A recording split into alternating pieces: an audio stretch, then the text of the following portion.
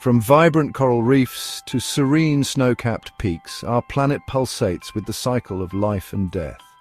While festivals often celebrate life, some traditions venerate those who have passed on. These festivals, rooted in religious and cultural beliefs, offer a unique perspective on the relationship between the living and the dead.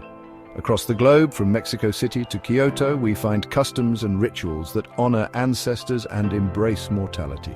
Join me as we explore these fascinating festivals of death and contrast them with celebrations of birth, gaining a deeper understanding of the circle of life. Our journey begins in Mexico, where Dia de los Muertos, the Day of the Dead, is a vibrant fiesta. Far from somber, it's a joyous reunion where the living welcome back the spirits of their departed loved ones. Families create elaborate ofrendas, altars adorned with offerings for the returning spirits. Flickering candles illuminate photographs of the deceased, their favorite foods, and brightly colored sugar skulls. The sweet aroma of pan de muerto, the bread of the dead, wafts through the air, infusing the streets with celebration. Cemeteries transform into open-air parties adorned with marigolds, believed to guide the spirits home. Music fills the air as mariachi bands play lively tunes, celebrating the enduring spirit of life. People dressed in elaborate costumes, their faces painted as grinning skulls, parade through the streets, celebrating life and death as two sides of the same coin. Dia de los Muertos is a fusion of indigenous Aztec beliefs and Catholic traditions, a testament to Mexico's rich cultural heritage.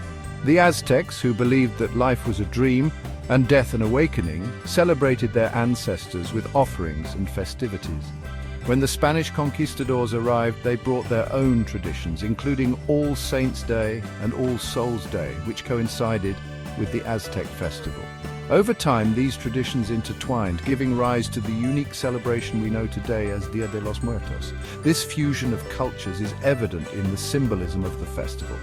The marigold, for example, holds significance in both Aztec and Catholic traditions.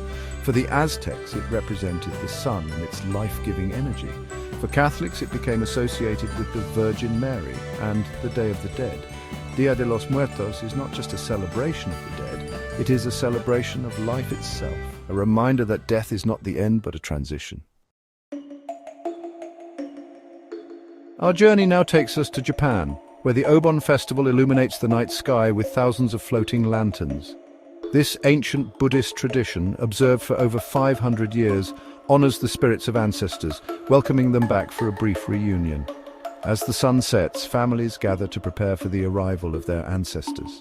They meticulously clean their homes and ancestral graves, adorning them with offerings of food, flowers, and incense.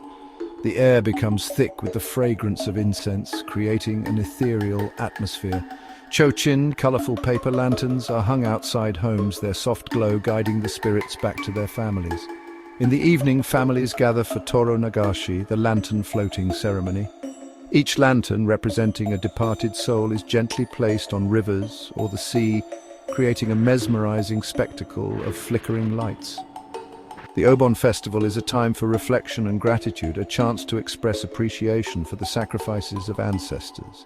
It is also a time for families to come together, strengthening bonds and reaffirming their connection to their heritage. During Obon, Buddhist temples come alive with the rhythmic chanting of monks and the vibrant energy of traditional Bonodori dances.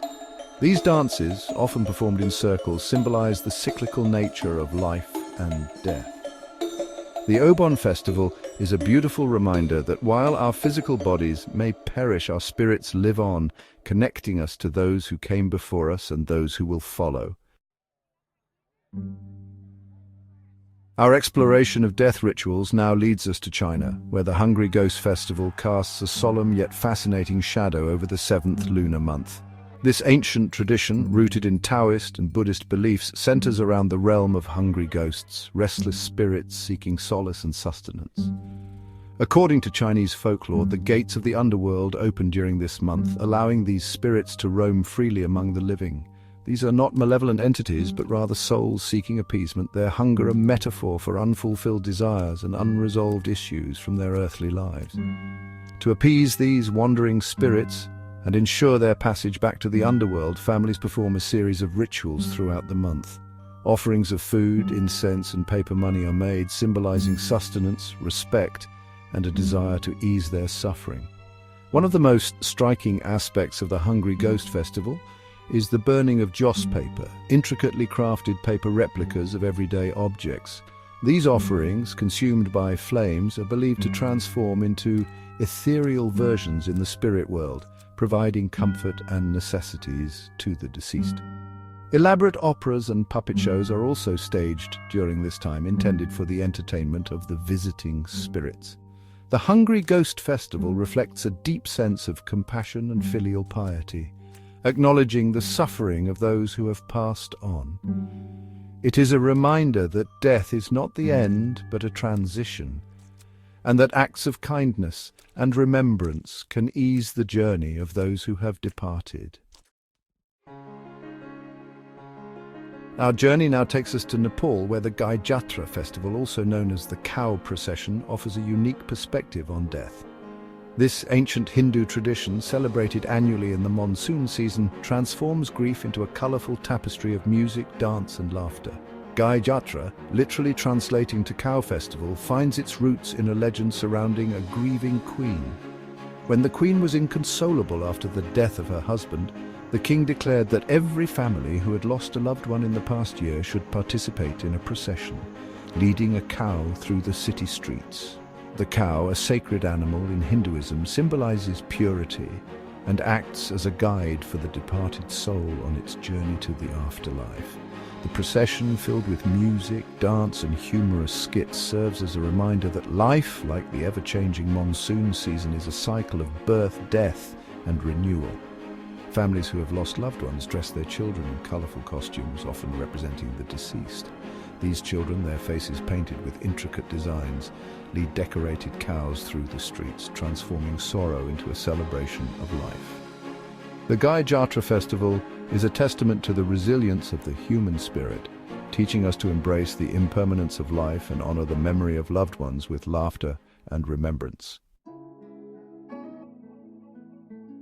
Our final destination takes us to South Korea, where the Chuseok Festival, also known as Korean Thanksgiving, blends the joy of harvest with the reverence for ancestors.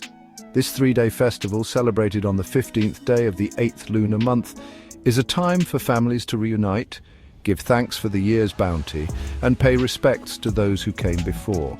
Chuseok marks the peak of the harvest season, a time when families gather to share the fruits of their labor and express gratitude for the abundance bestowed upon them.